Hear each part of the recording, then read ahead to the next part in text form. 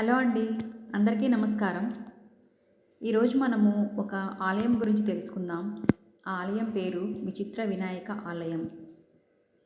తమిళనాడు రాష్ట్రంలోని నాగర్కోయిల్ జిల్లాలోని కేరళపురం గ్రామంలో వెలసిన వినాయకుడి ఆలయంలో ఓ ప్రత్యేకత ఉంది.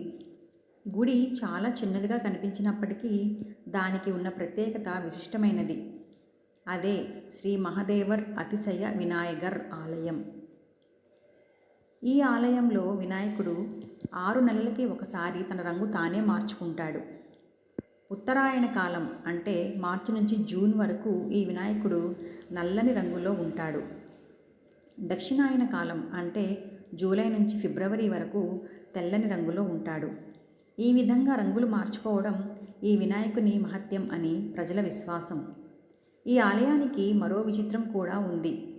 ఈ ఆలయ ఆవరణలో ఒక మంచినీటి బావి ఉంది.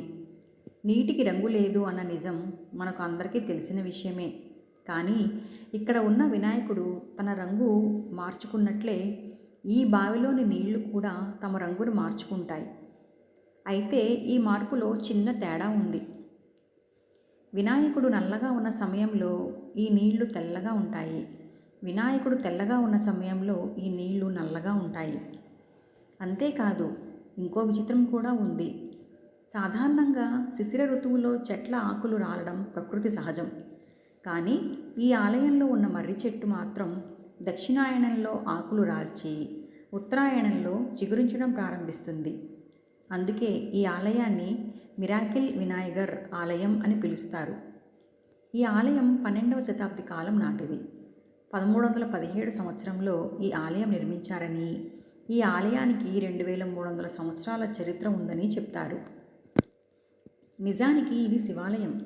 ఈ ఆలయ ప్రాంగణంలో ముందు శివాలయం ఉంది. ఆ తర్వాతే ఈ వినాయకుని ఆలయం నిర్మించడం జరిగింది. అందుకే ఈ ఆలయాన్ని శ్రీ మహదేవర్ అతిశయ వినాయగర్ ఆలయం అని అంటారు. జై గణేశ. జై జై గణేశ.